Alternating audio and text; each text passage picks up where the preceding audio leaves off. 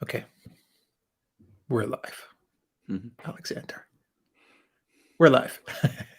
How are you doing today? I'm very well today. Beautiful day here in London. Feeling absolutely great and delighted to be on our show again.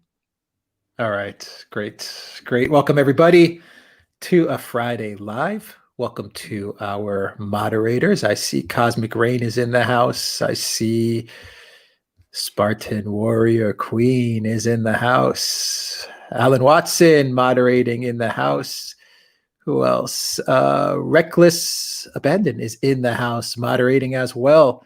Welcome, everybody. Thank you, moderators, for joining us and for helping out with the live stream. Welcome to everybody who is joining us in the chat as well, and to everyone joining us on Locals. Actually, Alexander, I need to start Locals, the live chat on Locals. So tell me how things are going in London while I start up everything on the Locals stream. theduran.locals.com, by the way. I mean, it's London is at its most beautiful today. I mean, it's at its best, in my opinion, in autumn, when we have, this golden, mellow sun that we get in England, which is very, very beautiful.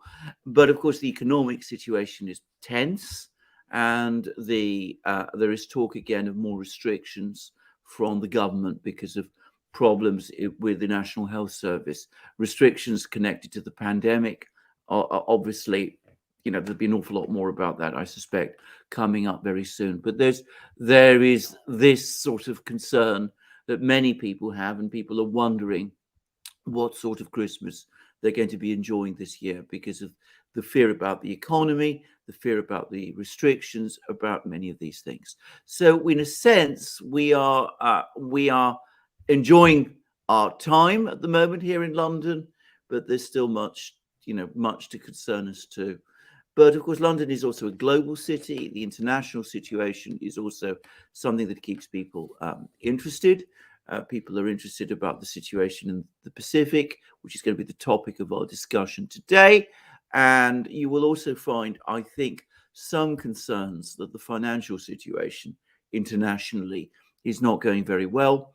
And there have been one or two articles appearing in a few places in the British media about how there might be more problems in the financial system, hopefully not on the scale of 2007, 2008, but then nobody's completely sure. Okay. So, Great. Valley S is also in the house moderating as well. Welcome, Valley S. Good to have you here. And welcome to everybody everywhere in the world, wherever you are. I saw people in Australia, Melbourne, and in the United States, of course, in Germany and Serbia, Belgrade in the house. And Sweden is with us, and Bahrain is with us, Alexander, and the Kingdom of Saudi Arabia is with us. Wow. And where else? Where else are people joining us from? From Ireland, from Saskatchewan, and St. Lucia. Awesome. Great to have everybody here with us. Alexander, we had South Africa as well, and Ohio. Alexander, we had Costa Rica, Netherlands, Sweden, Scotland. We had two speeches pretty much at the same time, almost, it seemed. We had a CNN town hall with U.S. President Joe Biden, and CNN's Anderson Cooper kind of there to help Biden along. And it ran for about, CNN says, an hour and a half. I think the whole total time of Biden talking and with the few questions that he had. I believe Fox said 7 questions from Democrats and 2 from Republicans. That's what I read from Fox News. It was about an hour and change, maybe an hour and 10 minutes was the whole running time for Biden speaking. So you had the town hall with CNN and Anderson Cooper. And on the flip side, you had Vladimir Putin at the Valdai Discussion Club. Valdai Conference, but they call it Discussion Club. You may get into the history of Valdai because it's an interesting event. Yeah. Putin came in there and no one expected him to speak for so long, but he actually gave a speech. Then he took questions. He actually spoke with RT's editor-in-chief, Margarita Simetonyan, and took questions from her as well. And it turned into a 3-hour plus discussion with Vladimir Putin. This is following another 2.5-3 hour discussion that he had the previous week at the Russia, what was it? The Russia Energy Week. Yeah, the Energy Week. And here he is again speaking for about 3.5 hours. And Alexander, I'll tell you this as you get into your comments on these two speeches. The Biden speech, the Biden town hall was troubling because once again it was full of a lot of gaffes. I personally think he's getting worse and worse. Yeah, they had to get him out in front of people because his approval ratings are saying they're in the toilet. I think is being generous at this moment in time. I mean, things are falling apart, and they had to pump up Biden with whatever they pump him up with and get him out there ASAP in order to stop the bleeding somehow. But I think it made matters worse, and having Anderson Cooper there to help coach him along didn't help. The Putin speech, I wish we could talk about many of the topics that he discussed. But honestly, Alexander, if we talked about some of the issues he talked about, especially on the social side of things, I think our chat would be nuked. Absolutely.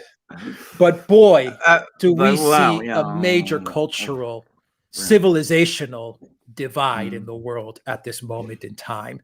And everything that Putin said, I think, is going to absolutely infuriate the neoliberals, both in DC and in the European Union, because what Putin said goes completely against their woke orthodoxy. I mean, just they were probably pulling their hair at some of the comments that Putin was saying. But anyway, Alexander, I leave it to you to start where you want to start and to get into these two speeches, town hall meetings, whatever you want to call them. Well, I mean, first of all, you're absolutely right to make the contrast between these two leaders. I mean, Biden stumbles along. He makes an extraordinary comment about Taiwan, which is one which we're going to have to come and deal with. I've done a program about it on my channel, by the way. That, for me, is the most important thing that came out of that meeting. I don't think that was intended. It certainly wasn't planned. It was said in response to the question from one of the Republican students there. But in all other respects, apart from that one statement, which, as I said, we need to discuss in more detail, it was, I thought, a ham-fisted performance by somebody who's clearly no longer in full control and struggles to get through these things. And you're absolutely right. The fact that he had to be shepherded and helped through in that kind of a way, I think reinforces the impression that many people in the United States must now have, that they have a president who is a president in all but name, because I mean, rather in name only, sorry, because he's not obviously in control of his brief. He's not clear about his own ideas. He stumbles along. He says things which he shouldn't say. He doesn't seem to have much control over what he says any longer, and it has to be kept very much under control in that way. And then you have the other guy in Moscow, and he speaks, as you said, for 3 hours on top of an incredibly busy schedule that he's been running. And I mean, it's an absolutely searing, incredibly structured speech that he delivers. I mean, that's the thing about Putin. He always talks in this very clear, very structured way. His arguments all follow from each other. He has, he says, first, second, third, we must, consider these points. And of course, the thing that it reminded me of, and which it was clearly intended as a follow-up to, was the speech he delivered in Davos. Now, if you remember, we discussed that speech when he delivered. This is a speech he delivered some months ago with people like Klaus Schwab present, in which he basically attacked the whole globalist system and the whole globalist agenda, and did so in the most forthright terms. Well, in this speech, he went much further than that and went into all of the details, and he said many things. And we're going to explore some of the things that he said. But the venue he chose which is the Valdai conference, is a very important and interesting one because it was created by the Russians as a Russian response, if you like, to Davos. Just as, Davos is the place where everybody comes together in the West and talk to each other and come up with their ideas. So Valdai is the sort of same place where all the sort of think tank people or the top people in Russia and in the Russian connected world come together and set out their ideas and speak their own minds. So he chose this venue extremely carefully. And first of all, he made it very clear that sovereign states remain the key to the international system. He was harshly critical of the policies of the so-called unipolar moment. He talked about how that had been squandered. He talked about the need for a major reconstruction of international relations to make it more equal and more stable. He talked about the need for a fundamental change in the economic system of the world, which he said was creating more inequality and was creating fault lines. He attacked head-on the tech companies and said that their power was dwindling away and that their attempt to control things was slipping. And then he also made all those points and observations, which, as you correctly say, we would love to talk about in more detail, but we have to be extremely careful about doing so. Suffice to say that he went head up completely against many of the ideologies and social policies and social programs that you see being implemented in the West now. He said, if you want to do that in the West, well, you're welcome to do that. But we've been there ourselves. We've seen the same kind of dogmatic ideas and policies and ideologies in our own country. It brought about no good. It did enormous damage. We're horrified that we see you going in that same direction. But if that's the direction you want to go in, well, that's your business. But please don't try and import it to us. Don't expect us to agree with you about it. So he gave the clearest possible dividing lines on this. And he also made very clear what the overwhelming Russian position is about it, which is they've seen all these ideologies, all these protests, all these movements, all these social movements, all this activism in the West, and they are appalled by it. And he made some very important historical parallels between the historical experience of his own country, Russia, and the two revolutions, effectively, that it had in the 20th century when the Russian state broke down twice. And he seemed to be suggesting that something similar might be happening in the United States. So, the contrast between the two leaders is astonishing. The power of analysis of the one, the ability of the one to roam over these vast subjects and to do so brilliantly and with tremendous understanding, and to talk at the same time about specific policies and specific issues, and this rambling, incoherent, unstructured burbling that we got from the other president in Baltimore. I mean, the difference was, in fact, upsetting. Yeah, absolutely. Let me do some real quick super chats, Alexander. We'll start off with Putin's Valdai speech, and I'll give you some quotes from there. Fiona, welcome as a member to the Duran community. Welcome, Fiona. Valies with $20 super chat. Thank you very much, Valies. And Cosmic Rain says, hey, lads, I see Alex hasn't depixelated yet. I don't care what the UK government says. I will be having Christmas. Actually, Alex's stream now, Alexander's stream now is crystal clear. It looks super sharp now. And with that, Alexander, thank you very much, Cosmic Ray, for that super chat. And I'll get to one more super chat, but first, let's dig into Putin's speech. I thought that this quote, Alexander, and I'll start off with this quote, was fantastic. What does conservatism mean in Russia? This is what he was asked. What does it mean to be conservative? And this is after he talked about a lot of social issues, which we just cannot get into on YouTube at all. No. But Putin did quote Russian philosopher Nikolai Berdyaev, who was actually exiled from the USSR, actually, which is interesting. And this is the quote that Putin served up. Conservatism is not something that prevents you from going up and forward, but something that prevents you from going back and down into chaos. How about that for a quote? Well, indeed. How about that for a quote? And of course, he comes from a country where they have more understanding of that than practically anywhere else. I mean, the Russians have been incredibly concerned about the need to reconnect with all the various elements of their history, all of them, Soviet period, Tsarist period, all the rest, because for a long time, right after, during the Soviet Union, there was an attempt to create to break, to go completely, to completely abolish everything that had existed before and to start again. And then, of course, the same thing happened in the 1990s. And what he's saying to people in the West, you do the same to your own societies. If you break with your past, if you set aside everything, if you fail to conserve, remember, conservatism is about conservation.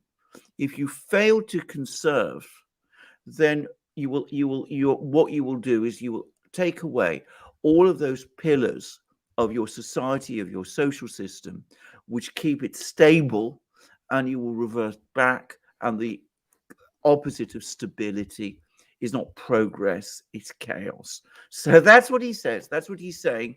And by the way, it's the words, the thinking of a true conservative.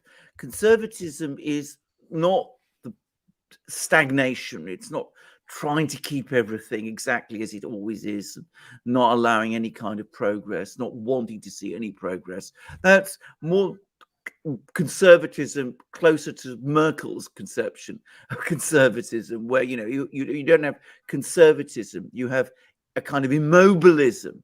What he's saying is, if you want to build, you have to build on what is there. You can't simply abolish everything and start again, because if you do that, then you will not only fail, you will fail disastrously, and you will pull your country back. Okay, so another great quote followed much of the talk about what's going on a society level in the United States. And I'll be very careful with my words, but when Putin was starting to comment on the breakdown in the West on a societal level, maybe some might say on a biological level, and I'll leave it there, Putin referenced the Soviet culture wars of the 1920s. He referenced that, and he said all of this reminds him of the Soviet culture wars of the 1920s. Interesting that he brings up the Soviet days, where he says there was also a very similar type of push for, and I quote Putin, push for social justice. So he was referencing the 1920s, Soviet culture wars, and the Soviet Bolsheviks' push for social justice that was taking place back then. And then he left it with this quote: "It is with puzzlement that in the West today, we see practices that Russia has left in the distant past." Exactly. Alexander. Now, I have pointed out in a recent program that the expression cultural revolution, which many people think is exclusively Chinese, was actually used by the Soviets, and it was used by the Soviets in the 20s, and it was very much then the policy of many people within the communist government to basically change everything and start again, start afresh. And you see much of the culture and art of that period, which people today look back and sometimes in the West admire. It was very much part of this expression, when it wasn't just the art, everything was changing. There were major changes or attempted changes to the way in which the whole social system operated. The Soviets themselves discovered that doing that destabilized the whole nature of their society. It was an impossible thing to continue. And in fact, there was a major swing against it later, when it came to be seen as disruptive and destructive. And what is, I think that's the general consensus today in Russia, that they see it in those terms. And now they look at the United States and they see the same thing. And if you go back to the Russia, the Soviet Union of the 1920s, Firstly, it's quite extraordinary to see the kind of, shall we call them, social experiments that were being undertaken there. I'll give just one example. There is a big apartment building in Moscow, which is still left over from that period, where there are no bathrooms and no kitchens for each apartment, because the idea was that everybody would go and share these facilities together. They would live in a kind of communal, collective way in which there were no individual family units. And this is going to be one of the things that there was going to be, that they were going to build on. They're going to build their new society upon, and that the family was something in those days which is considered, and this isn't every Soviet official, it must be said, but a very powerful number of them, that the family was actually a bad thing and needed to be undermined. And you see some of the same language about families, about and the use of the word patriarchy, for example, which we've heard quite a lot about recently in the West. That also was used in the 1920s. Again, have to be very careful what I say. And so it's extraordinary to see how far some of these ideas were taken in the Soviet Union in the 1920s and early 1930s. And it's remarkable to see how these same things are now reappearing in Western societies. I mean, the resemblances are astonishing. And Russia, which is one of the most historically minded countries that I know. I mean, Russians know their history to an extraordinary degree. I mean, they've lived it. I mean, they're very well aware of this, and they see all of these things in the West. And as Putin said, they're deeply alarmed about it.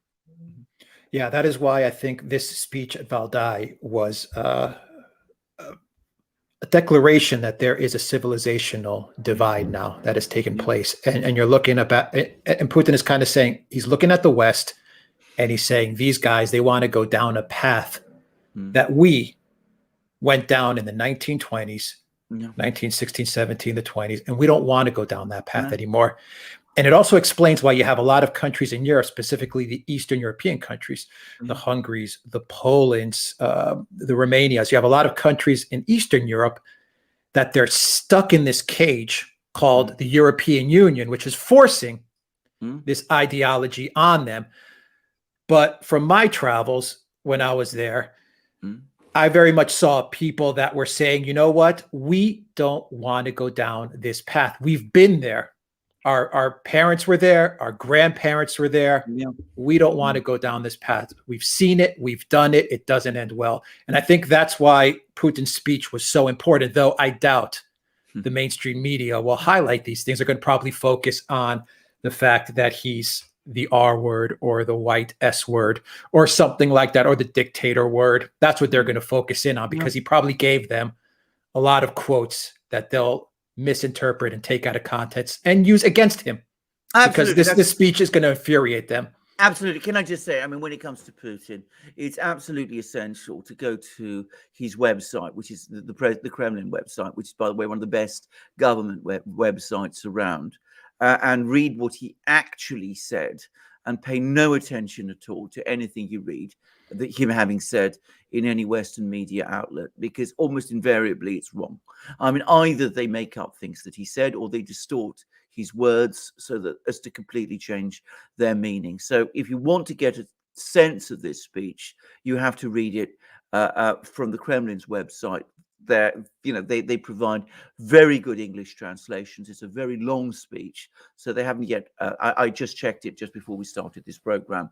They haven't yet got to the point of completing it, but they will over the next few days. Go there, or you can also find it elsewhere on the internet. But go to his actual words. For the record, as of this moment in time, again, I checked I checked the media here in Britain just before we started this program.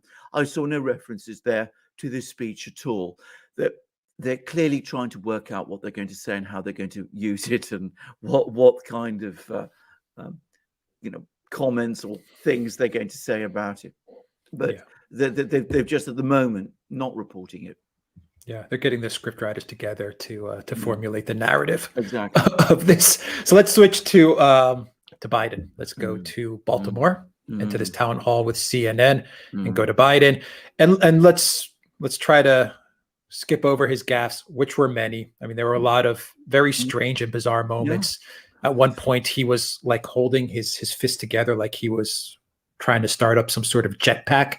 And he was waiting for Anderson Cooper's question. And Anderson Cooper was kind of delaying it. And he was just stuck there for like 20, 30 seconds. Very bizarre situation there.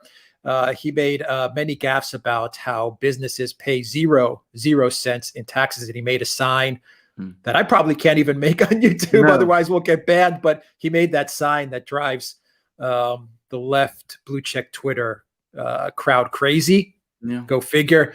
He forgot the name of the port that is probably the most important port in order to get the shortages worked out, which is Long Beach. He forgot that. But let's get to what I thought were the two main topics that we should discuss. The first one is the shortages, the port, inflation, all of these things for which they brought Biden out of hiding to discuss, because the Democrats, the Biden White House, they got a really, really big problem here. Americans across the board are furious with the way they're handling the domestic issues in the United States at this point, specifically the economy, inflation, shortages, all of these things. $7 or $8 a gallon in some places in California, Alexander, to fill up your tank. $7 or $8 a gallon. I mean, things are really spiraling out of control. They needed to get Biden out there. And one final point is that it's interesting that, once again, CNN is there to try and save Biden. And I think it just speaks to the fact that CNN appears to be aligned with the Biden, maybe Clinton faction of things, where I think you're looking at other media outlets which are trying to kind of bury Biden and push up Kamala Harris, which seem more aligned with the Obama, Susan Rice faction of things. Anyway, your thoughts on the first big issue, which is the economy, and then we'll shift over to his comments on Taiwan. Absolutely. Well, let's talk about that, because, of course, this is the issue that is concerning Americans at the moment. Not just Americans, but people all around the world. At the start, at our introductory comments, I mentioned how this is a matter of concern increasingly to people in Britain. So people are seeing that they're coming under increasing economic pressure. Inflation is rising. There are all these supply problems, shortages. At almost every level, people are finding it difficult to stock up with food, with basic essentials. They're seeing the prices of everything rise. They're seeing the price of gas rise. And of course, what do?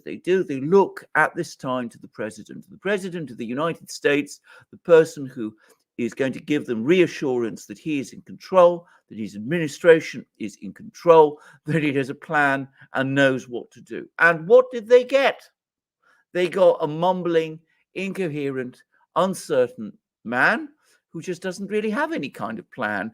And that was my immediate reaction. I think that if you're looking at the American, if the American people are looking for someone to convey a sense of authority and leadership during this period of crisis, and we're not yet using the word crisis generally, but we will be before very long, I am sure. Well, they're not getting it because, of course, he doesn't convey that. He's basically unable to structure his words, give a clear idea of what he wants to do. He comes across with no plan. He can't get the name of the port right. He's not able to give any reassurance at all. What he does do is he gives always the impression that either things are going wrong because, well, they just go wrong, or because it's somebody else who's to blame. Never him. Yeah, I agree with that. It's never him. It's always something else. It's always something else. Let's turn to Taiwan, Alexander, because this was an interesting comment and it has to do with the hypersonic missile testing. Biden was asked by a member in the audience about the hypersonic missiles. I believe all of this is scripted, by the way. Everything is very well scripted here, including the people that are asking the questions. But he was asked hypersonic missiles, and Biden responds by saying that the U.S. has the most powerful military, and there's a quote, the U.S. has the most powerful military in the history of the world. And Biden added that his concern was whether or not they, as in China, are going to engage in activities that will put them in a position where they may make a serious mistake. When he said that, Anderson Cooper said, "Are you saying that the United States would come to Taiwan's defense?" And the questioner then chimed in and said, if China attacked, and then Biden said, "Yes, we have a commitment to do that." Yes, and I believe that this is not, I like you, I believe that this was carefully scripted, and I believe that this is real. I don't think this was just a gaffe. I think that in this instance, on the contrary, what Biden did, he perhaps went much further than he was intending to do. He might have actually let the cat out of the bag a bit. But I think that this business about a commitment to defend Taiwan is actual private, confidential, secret administration policy. Now, the reason I think that is because there's been a whole series of statements from the United States government over the last year or so, including especially statements from the State Department, in which they talk about the US support for Taiwan being rock solid.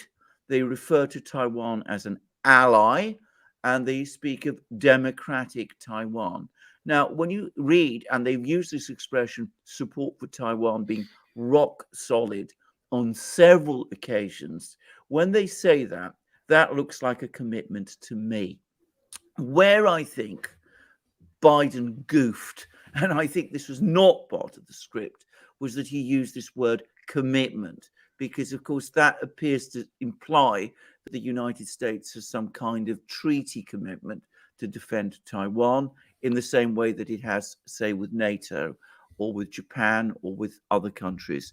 The United States doesn't have that kind of commitment with Taiwan in law, but I think in terms of the thinking of some people in the administration, it does in fact. So I think this is he blurted it out. He wasn't meant to blurt it out. The administration, the White House, released a statement, the typical statement, clarifying his comments later, saying that there's been no change in the US government's position. What he did was that he actually told us the truth. He told us the fact that the United States has confidentially committed itself to trying to defend Taiwan. That's a very, very big thing.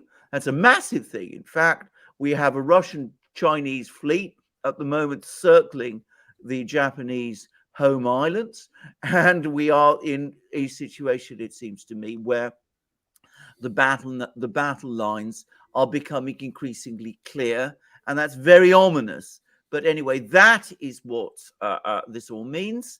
And by the way, that business about the Chinese making a possible mistake, it's something that Biden has also spoken about before. He spoke about it to Xi Jinping himself. In effect, the mistake that he is telling the Chinese that they might make is to attack Taiwan, because if they do attack Taiwan, the United States is committed to defending it. Now, the Chinese know all about this, and they're going to be making their calculations from now on. So the battle lines are drawn, and it's a big thing. The battle lines are drawn, and I agree with you that we are starting to see, things ramp up towards some sort of conflict. I don't know what exactly it's going to look like. No. On the flip side, though, we got the news from the Kremlin that the relations between the U.S. and Russia are on the right course. They said something along those lines, are on the right track.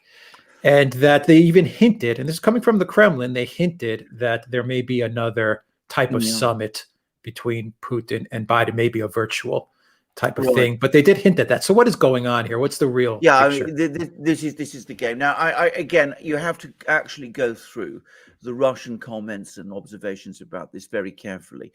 Now, what happened, it's now quite clear, was that Victoria Nuland came to Moscow with a request from the administration for a summit meeting between Biden and Putin. The Russians did not agree to this summit meeting. In fact, we learn that she actually left one of the meetings with one of the Russian officials, the Deputy Foreign Minister, Sergei Ryabkov. She apparently left the meeting very angry because she found that the Russians were unyielding on every conceivable topic. But what has happened is that the Russians are playing the same game that they played back in April. They're saying, look, you want to have a dialogue with us, you want to have a meeting with us. We're not saying no, we're not saying yes, maybe not. Let's see what you have to offer. And they're using that to get the Americans to basically back off on various issues that might be of concern to Russia, because it's the Americans who want the summit at this time. So that's what's all that's happening. If you drill down below the surface, it doesn't need to take very much drilling. Things are continuing to get worse. And in fact, after that meeting with Nuland, the Russian Foreign Ministry said that there was every potential now for the situation between Washington and Moscow to de-escalate. The Russians have recently broken their relations with NATO. They're saying they're no longer prepared to talk to NATO anymore. And the Russian commentary remains incredibly strong. And as several commentators have said, there is no hint at the moment in Moscow that any sort of bargain or deal with the Americans is being seriously considered. So they're doing what they did in April. They're stringing the Americans along for a few more weeks to wait and see what they can get until the situation then reverts to the situation we always have, which is a further deterioration. And I'm going to add something, by the way. We were talking about Putin's speech at Valdai. That speech is not going to make the situation between Washington and Moscow any better. In fact, the Americans, the neocons, are going to be furious. They are furious reading it. And I mean, the things he says about US foreign policy are so, that alone would enrage them. But what he says about, everything else, all the topics we've discussed, that would enrage them even more. And what this speech shows is that he's in no mood to entertain any compromises.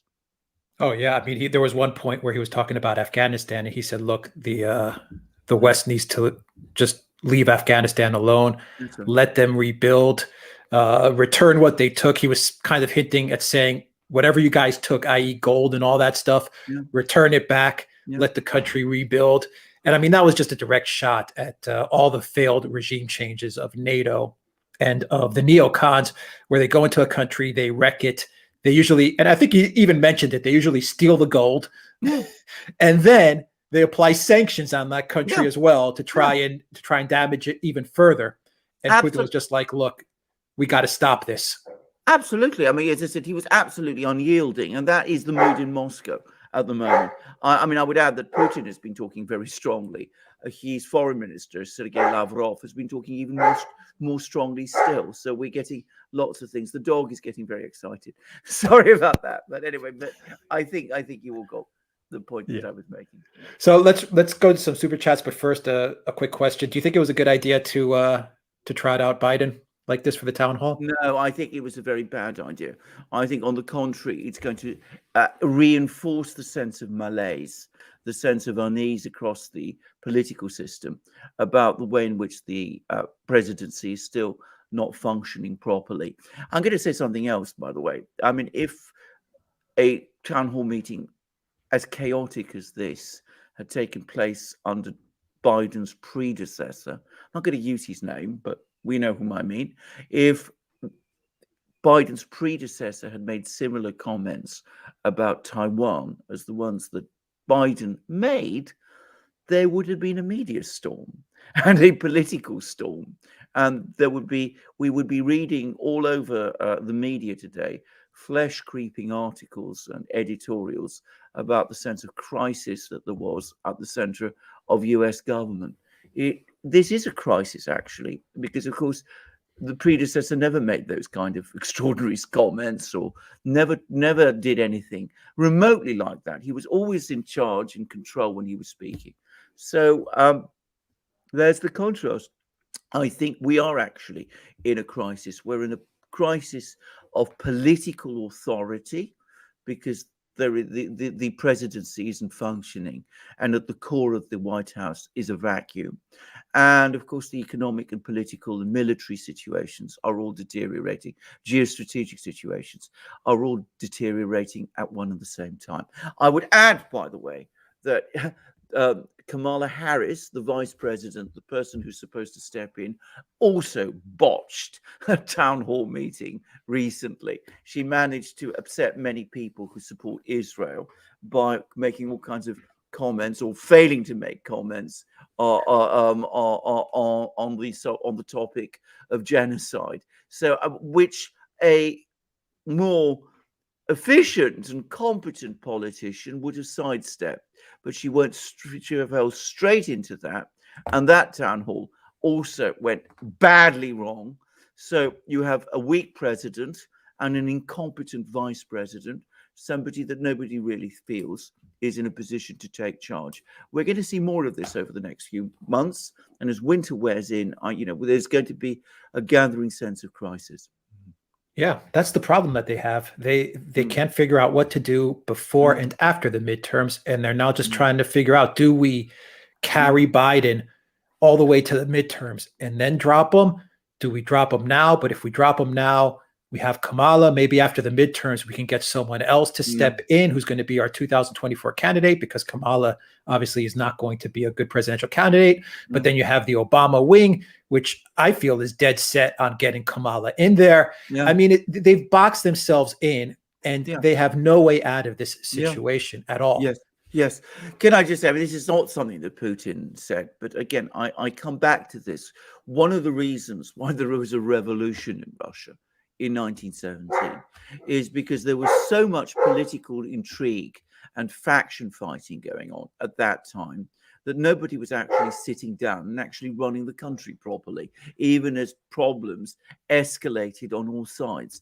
And into the middle of all of these intrigues, all sorts of intriguers and incompetent and unlikely figures emerged and rose to all sorts of extraordinary positions. I mean, the sort of Russian equivalents of John Bolton and all the rest. And of course, it was very difficult to come to any kind of terms and to sort out any real solutions in that kind of thing. It's, again, a parallel with today's United States, which is extremely striking.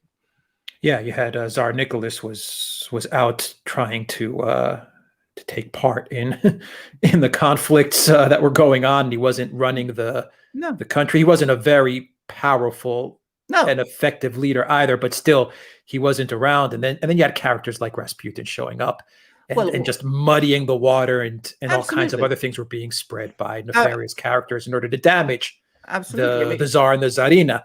And things fell apart. We're literally kind of heading in the same direction. Absolutely. With the US. Yeah. Exactly. I mean, the similarities are extraordinary. And as I said, you see all sorts of adventurers and intriguers, or people like A.A. Khvostov, who was the interior minister at one time. He's a most extraordinary man, but he would fit in perfectly well into the present setup in Washington. You could see him perfectly easily. People like that. He was a man who said about himself that he had no moral center. And does that remind you of some people in Washington today? Yeah. So, intrigues, faction, interfactional fighting, a lack of authority from the top, a sense that there is nobody really in control. The center cannot, things fall apart. The center cannot hold. The ceremony of innocence is lost. That terrible poem by Yeats, which is called The Second Coming, which was about the Russian Revolution. And it's also very much, in part about the Russian Revolution and the Irish Rising. And there are many, many resemblances to the situation today. Yeah, and I think Putin was also kind of referencing, that's why he went back to that time period a lot, because I think the main point in all of that is that all of these crazy ideas emanating from the West are ideas that are coming from a minority of people. But it seems like that minority, they're the ones that are not only protected, but they're running the show. And his warning to the West, and I saw a lot of it was a warning, was, wake up, everybody, because much like what happened in the with the Bolshevik Revolution and everything at that time period, that minority could take over the country and rule, even though you believe it's not possible to have such a small group of people take over. It happened in Russia. It could happen where you are as well. That minority could come into power because you have this vacuum, and everyone is just not, everyone's just kind of roaming around in fear or with masks or just trying to get by in their life. And meanwhile, you have this minority group of people that are just pushing this agenda. And one day we all may wake up and they may be in power. Well, indeed. I mean, let me repeat. I've got the poem by Yeats in front of me. Things fall apart. The centre cannot hold. Mere anarchy is loosed upon the world. The ceremony of innocence is drowned. The best lack all conviction, whilst the worst are full of passionate intensity. I mean, that kind of situation that you just described. The worst gain control when the centre cannot hold, when things fall apart. And that's what happened before, 100 years ago. And, there are some really rather disturbing similarities to the situation today. Yeah. All right, let's do some super chats from Amrit. Russian submarine tech is the best. One of the reasons it's high-grade production equipment and processing with testing standards that isn't found anywhere. The U.S. is also testing, actually, kind of connected to the submarines. They ran 3 tests with hypersonic missiles as well. Absolutely. They reported.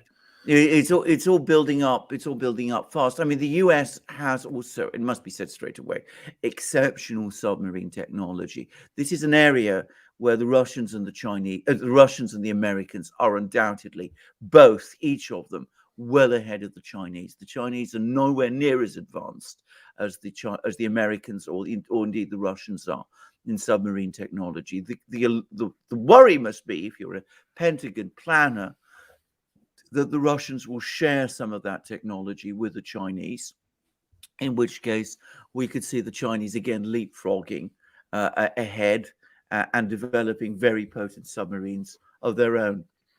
I think the submarine system that Amrit may be referring to is the Russian Yasen-M submarine. The Russians have now launched 4 of them, and they're building many more. And I did a program about that particular type of submarine on my channel.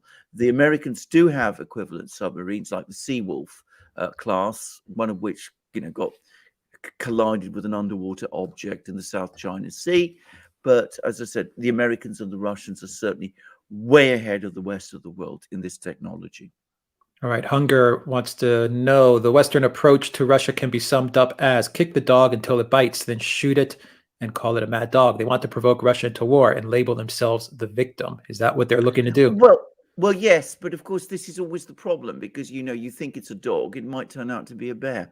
If it turns out to be stronger than you, then kicking the bear all the time is not a good idea. Now, I think the Russians know this perfectly well. The Russians have shown in the past, and this is almost a tradition in Russian history. I said this before. You play for time. You let time work to your advantage. So you don't let yourself get provoked until you're strong enough to strike back. And then you strike back, and you strike incredibly hard. One Russian leader who we know did think like this and actually used that kind of approach was Alexander I, who was the Tsar who defeated Napoleon.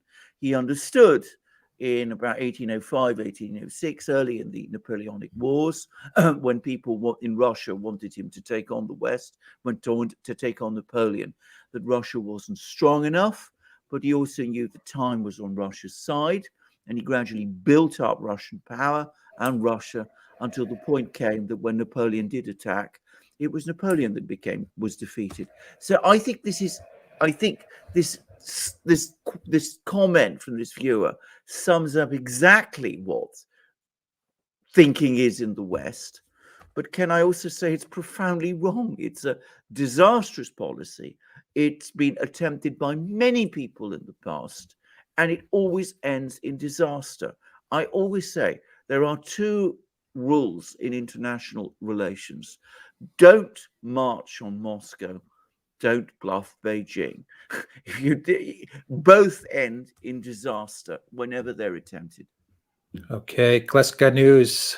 £20 super chat. Happy Friday, guys. Thank you very much, Gleska News. You're putting out great videos, by the way, on your channel. Thank you very much for that super chat. Raul Pinto says the Secretary of Defense has arrived. Open the doors for Ukraine to NATO. His statement should and can be interpreted in this way by Putin. Thoughts?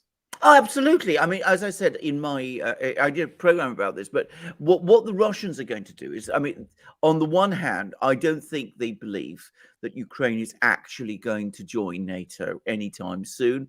But at the same time, they have made it clear that Ukraine joining NATO is for them a red line. So what Austin is doing is he's saying basically, that even though the United States is not intending to bring Ukraine into NATO today, it is not going to pay any attention to Russia's red lines. It's simply going to ignore them. So the Russians are going to say to themselves, since the Americans show complete disregard for our red lines, what are we going to do?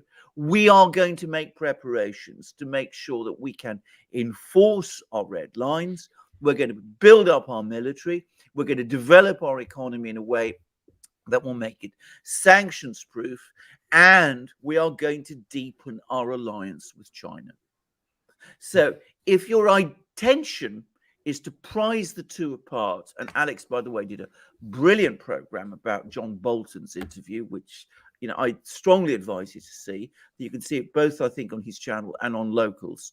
Then if that's your policy, then Austin going to Kiev, making those kind of statements, achieves the diametrically opposite result. Yeah. Marit says the USSR was still less ideological compared to the West. They had solid relations with India, Syria, and cordial ones with Italy, France during de Gaulle's time, i.e. rivals. Do you know, I agree. I think that's absolutely true. I think that the degree of ideological dogmatism today in the West is much greater. I think that is a scary thought when you consider it. I think you're absolutely right. I think eventually the Soviets did work out a pragmatic line in much of their foreign policy. Putin, in effect, says as much in the Valdai conference speech. But as I said, the Americans are going in the diametrically opposite direction. Their policies, their foreign, domestic, social policies, economic policies are becoming ever more doctrinaire, ideological, and dogmatic. And this should be a very alarming development. Yeah, Reid also says that Texas has solid support of, and I think, China and Russia flag. Thank you very much, Reid, for that. And another super chat from Rich says Italy has developed hypersonic space vehicles, Space Rider. They have developed ramjet EP engines that go above Mach 5 as well. Thermal ceramic materials and controls. So Italy's hypersonic manufacturing capabilities. Italy has tremendous scientific and industrial skills, but of course it doesn't have the resources that the three nuclear superpowers do. I mean, it can't match China or America or even Russia in terms of industrial resources. So the Italians can come up with very, very modern and very effective systems, but they can't produce them on the scale and with the kind of capabilities that the three nuclear superpowers can do. All right, a super chat from Kurt, which says, today the most pro-jab media channel, Blick, admitted that more and more elderly Swiss died of cough in spite of being jabbed. Their solution, jabs, more jabs. Well, we probably can't really get into that, to be quite honest. But all I will say is, are you surprised? Are you surprised about the recombination? That's all I'm going to say. That's all I can say. Look at Florida and look at DeSantis. What a job he has done. Yes. I mean, that's all I can say. Exactly. Yeah. What a job he has done in Florida by going against the grain. Yeah. Hunger says liberalism opened the door for communism, progressivism. Always has, always will, because they have an unending desire for change. In Russia, since we're talking a lot about Russia today, the policy of the Cadet Party, which is the primary liberal party in Russia, which before the revolution was very influential in Russia, it was that there are no enemies on the left. All our enemies are on the right. Tsar and his government, however radical, however extreme, however left-wing you are, even if you engage in terrorism, and Russia was racked by terrorism by various anarchistic and extreme socialist revolutionary groups, the cadets would not criticize you because as far as they were concerned, they had no enemies on the left. Well, the cadets very quickly, when the revolution became history. What happened to them? What did Lenin do to them? Trotsky made a famous speech on the very day when the Bolsheviks took power. He said that they would all be dumped on the trash can of history, and they were. Most of their leaders fled to the West and lived their lives in exile, where they carried on their various plots and schemes to no useful purpose or effect. The useful idiots, in other words. And the useful idiots, correct. Exactly. Absolutely, yes. Yeah. All right. Leafy Bug on Local says the blob is deceptively named as it's really a multipolar coalition that I think is collectively actually very happy with the current situation because it's nakedly running the show. The problem is that each pole within the blob is pursuing its own agendas. The whole thing is being pulled in so many different and conflicting directions. This could explain the schizophrenic nature of U.S. policy, domestic and foreign, Alexander. I think that's a brilliant comment. By the way, I don't call it the blob. I've noticed that there is now some people, I did not coin this expression, I call it the Borg, because it does exactly what you said. It brings together and assimilates lots of disparate elements, all with a certain overall direction, but that's what it does. To me, it's more like the Borg, and it shares the same underlying aggressiveness as the Borg does. Yeah. Obviously, we know what we're talking about. But I mean, putting that aside, you're absolutely right, because there are so many different groupings and factions within this grouping of people. They find it very difficult to come up with coherent policies. But at the same time, we mustn't underestimate the fact that there are things that unite them and bring them all together, and they do have a certain direction. I mean, they are not, for example, people who you could rely upon for restraint in any confrontation or war type situations. So, do bear that in mind. That they're obviously factionalized. There is obviously disputes with each other. They clearly do have problems sorting out their policies, but they do also have certain things that bring them and bind them together and make them the formidable force that they are. Yeah. Let's see. Let me go on to Locals here. More jabs is always the solution. Thank you very much. DeSantis 2024. And we also have a comment here. Russia kicked these people out, the cabal, so they went someplace else in the West. Oh, that's true. And DeSantis is sane. I'll leave it at that. Yeah, I mean, I'm not going to wear. I mean, yeah. Let me throw one more quote on you before you answer, Alexander. Sorry, one more quote from Locals. Nothing would please the Kremlin more than to have the people of this country choose a second-rate president. Do you know who said that, Alexander? Tell me. Richard M. Nixon. This is a message from Rocky Lux. Richard Nixon said that. Well, indeed, and he knew, of course, the Kremlin very well. I mean, he was going to Russia from the 50s. He had very strong interactions with the Russians. And Nixon, by the way, was very strongly opposed to the eastward expansion of NATO, very strongly opposed to the micromanagement, the attempted micromanagement of Russian policy that was being undertaken by the United States during the period following the collapse of the Soviet Union. And of course, he wasn't heeded. Now, Nixon is a complicated person, to put it mildly. I'm not going to say that he was good in all the things he did, quite the opposite. And I would say that he and Kissinger did some terrible things, but he was a clever man. Yeah. Flying Boar, update on the EU energy crisis. It's getting worse. I just before I finished reading this, I was reading that Moldova now, which of course has aligned itself more closely with the EU following elections there. Very curious elections. We might talk about those later sometime. But anyway, they're in the major crisis. And of course, they're now asking for help from the EU, which the EU is promising to give them. only the EU has no real help with their energy crisis. Reverse gas flows. And more reverse gas flows, it would seem. So, I mean, this is all getting very difficult. So, I mean, things are really bad. There was a real shock a few days ago when there was widespread expectations that the Russians would increase their commitments to send gas through Ukrainian pipelines, and the Russians didn't. And Putin said that just isn't going to happen. The use of those pipelines is now maxed out. It would actually be dangerous to send more. They didn't believe him. They didn't think he was being serious about what he was saying. And there was horror when it just turned out that he was true.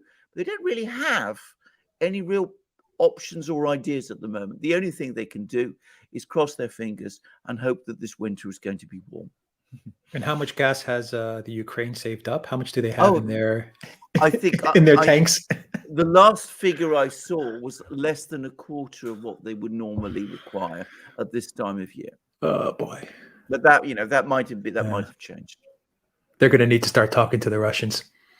Well, their business federation has told them to, but of course the political problems involved in doing that are enormous. Yeah. Heyman says that Russia would have never been allowed to hibernate peacefully without a guy like Yeltsin. Looking back, he had been such a gift, like Deng for China. Oh, absolutely. I mean, he was, Yeltsin era Russia, I actually visited. I mean, I saw what it was like. And I have to say, it was in a pretty awful state. I don't personally I don't think there's any resemblance between Boris Yeltsin and Deng Xiaoping. I think they're very different people. Yeah. Alan says that the attempts to expand NATO have been a disaster. They've been an absolute and complete disaster. They have created a crisis between the West and Russia, and they've led directly to this de facto alliance between China and Russia, which is now creating so much of a strategic crisis.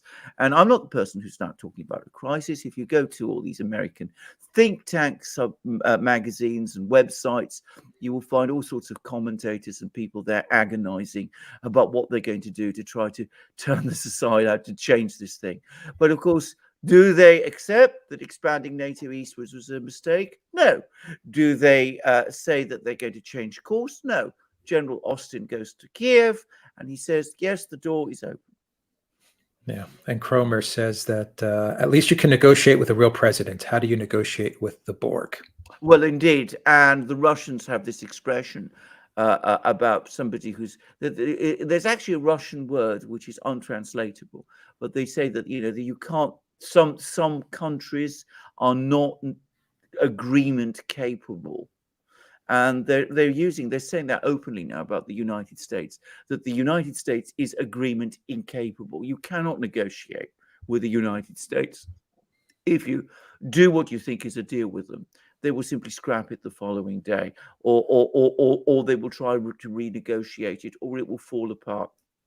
And the very person that you think you are negotiating with has almost either has no authority or is trying to deceive you. So the Russians are not looking for any great deals with the Americans at the moment. I don't think they think they're there. Do you think this economic collapse that's happening in the U.S. is being done on purpose, or at least being done on purpose by, say, a faction of the swamp?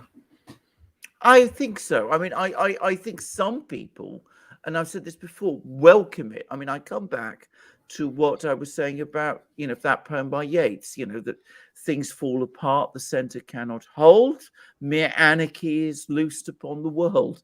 Many people who are anarchists always tell me, anarchy and chaos are not the same. Well, let's talk about chaos. Chaos is being loosed upon the world because they think that they can control the chaos. That's this chaos theory and all of this thing. But they can't, like the Cadet Party in Russia, which was backed by powerful oligarchs, powerful Russian business leaders who were, to all intents and purposes, oligarchs. They will find that playing this game will ultimately be their own disaster.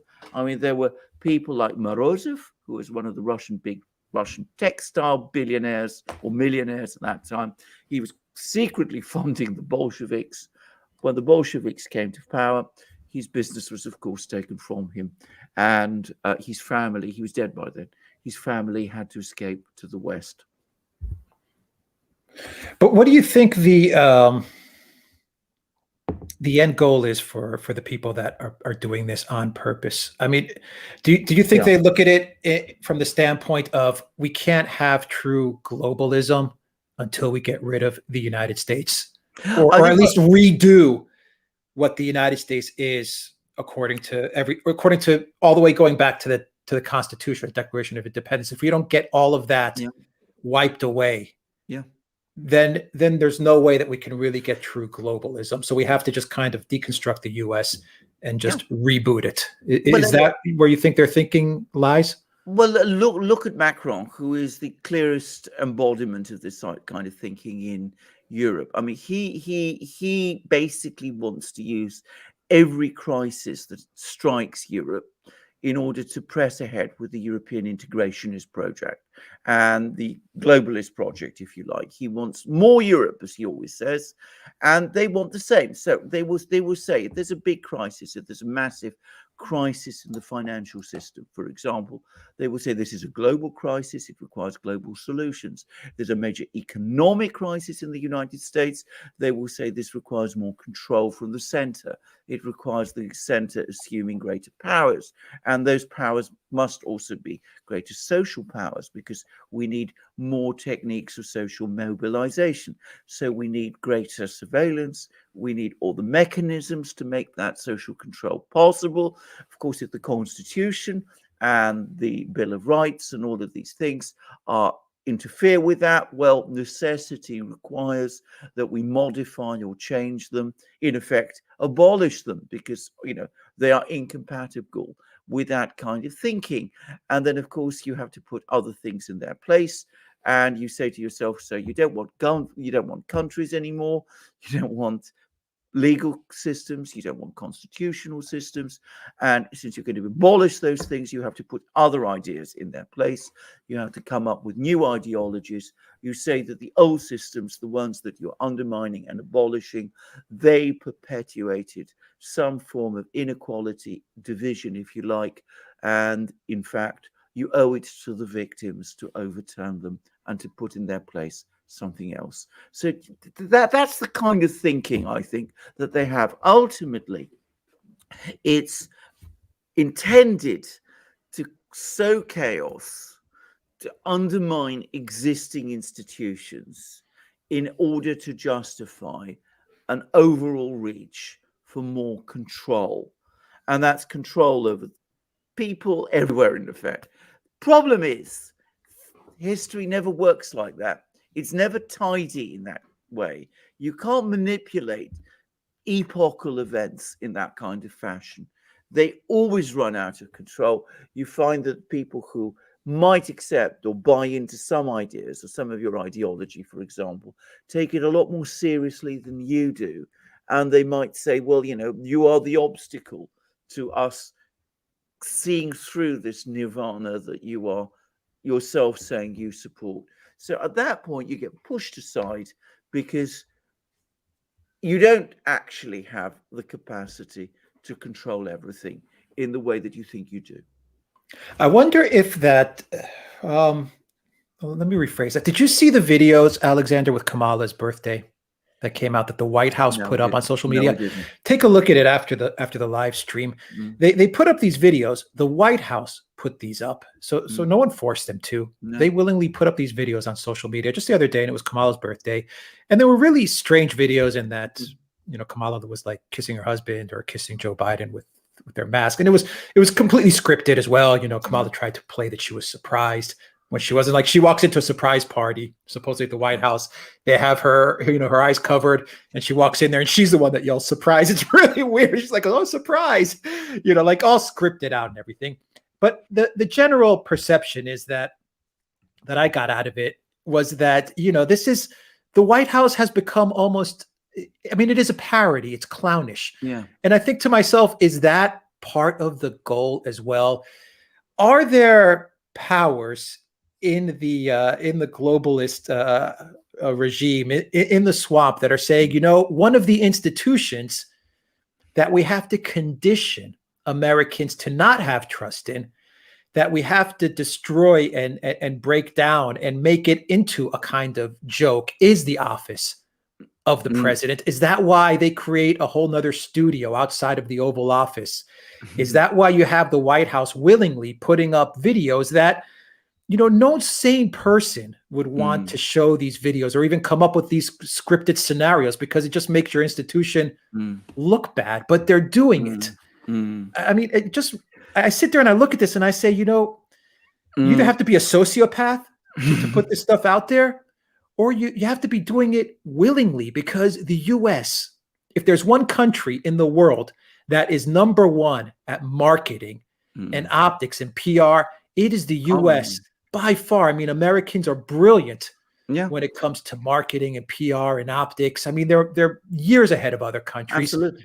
They would know that stuff like this does not look good for the office of the president. But is this the point, to not make the office of the president look good? Because once again, you're destroying another great American institution and you're making people not trust that institution. So when time comes, when push comes to shove, something else will be there to replace that. I mean, it's certainly a possibility. My own personal view is that the reason all this is happening is because the people around Biden and Kamala Harris are fundamentally incompetent and stupid. And I don't think that, I think that, this is a point to say. I mean, I'm reading too much into it. I think so. I mean, I think ultimately, one mustn't overestimate the mental capacity of these people or their ability to run things well. By the way, I mean, I agree. I mean, as I said, I haven't seen these videos or these pictures, but I'm sure that their stomach churning.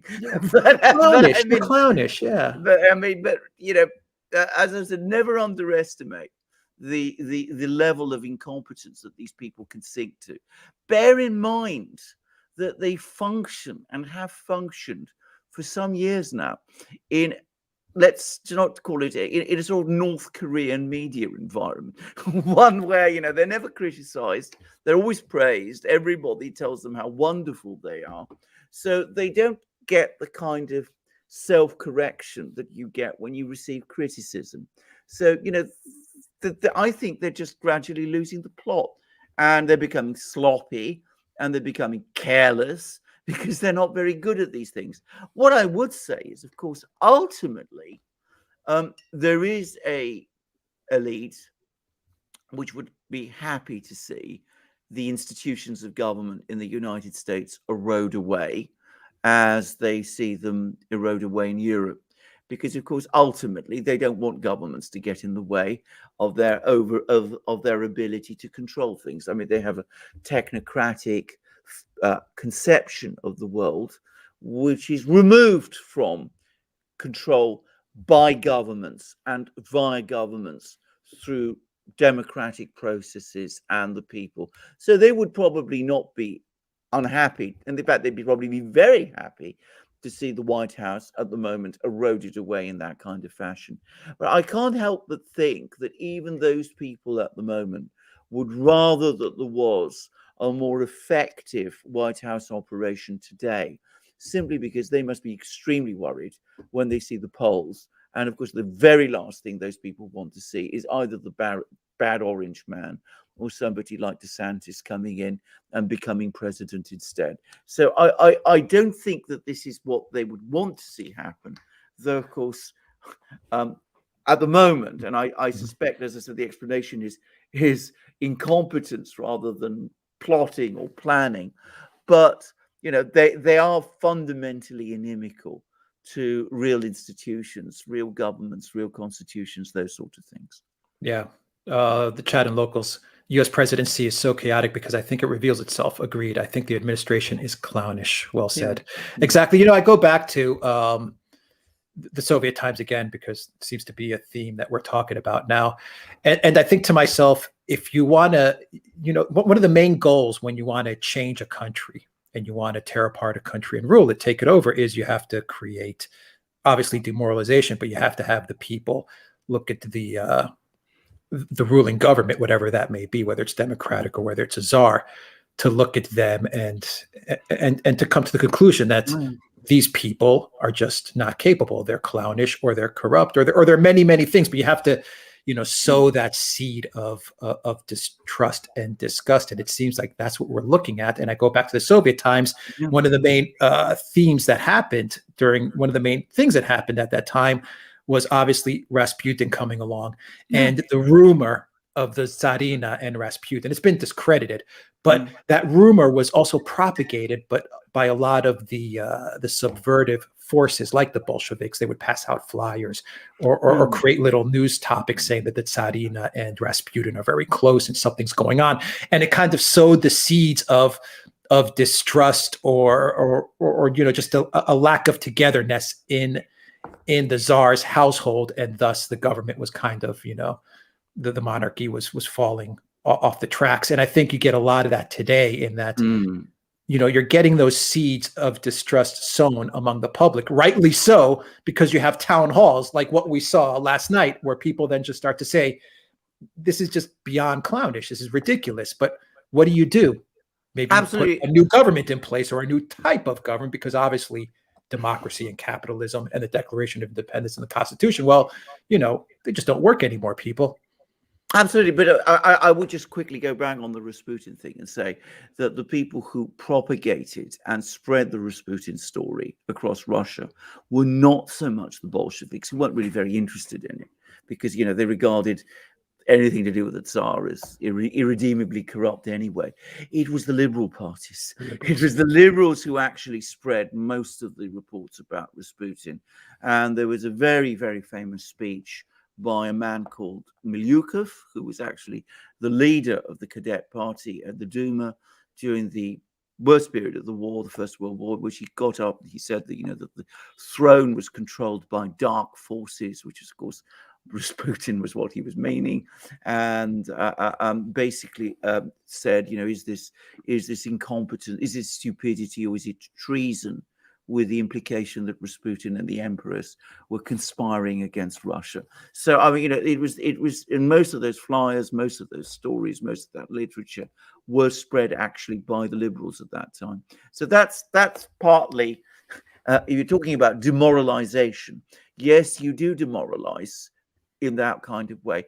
I have to say that comparisons between Biden and Nicholas II are a bit unfair to Nicholas II. He was a much more, he was actually an intelligent and well-educated, and a good man, from what I understand, and a very dignified one. Yeah, and very dignified. He was very shy, but I mean, he would certainly not have made the abysmal performance that we've just seen.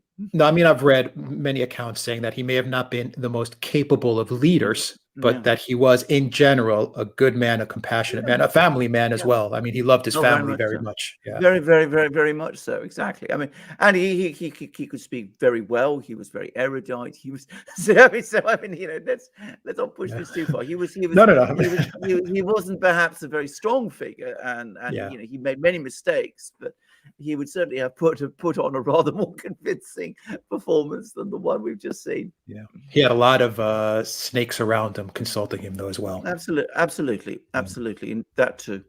Yeah. All right. Some more super chats from Hey Man. No, we read that from Kurt.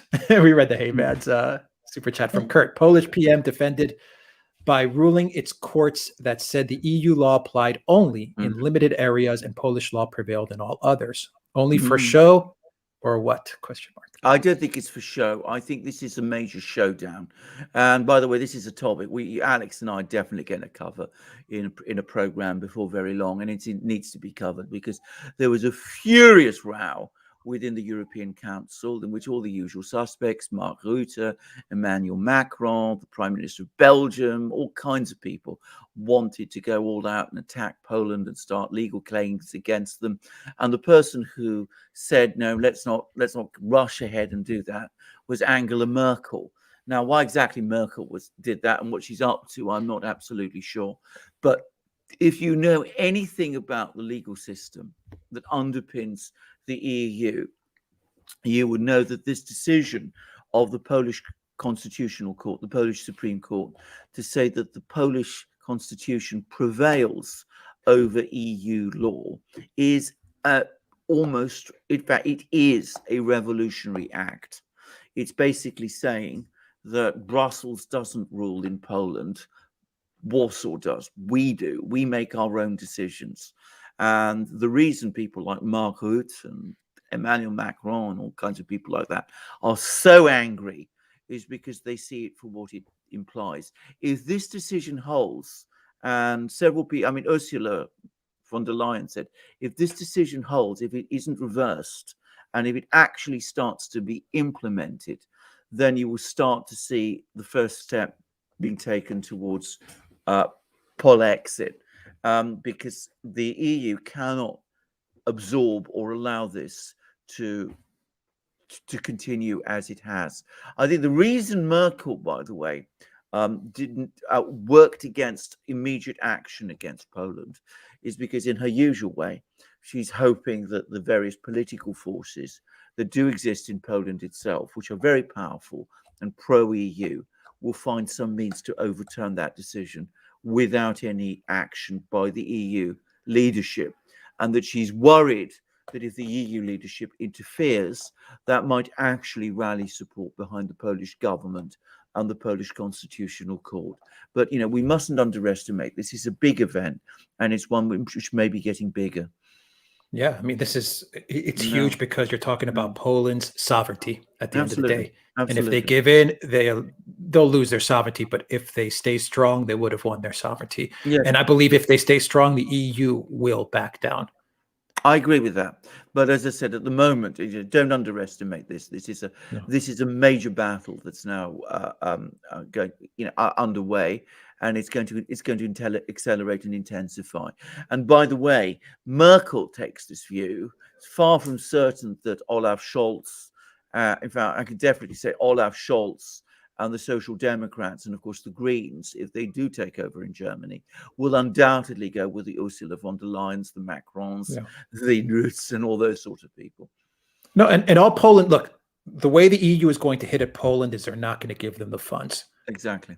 The funds that their taxpayers paid for, but they're not going to give it to them. They can't touch them on the euro. They can't shut off their ATMs. They can't shut off their liquidity, none of that stuff. What they're going to do is they're going to try to squeeze them on the funds that are rightfully theirs, but they're not going to give it to the Polish people, the Polish small businesses, and all these institutions that have suffered because of the lockdowns. They're going to try to squeeze them there, and then they're going to get the NGOs to try and rile up the people and talk about EU values and stuff like that. If Poland holds strong, though, the EU is going to back down. But they have to hold strong. I agree.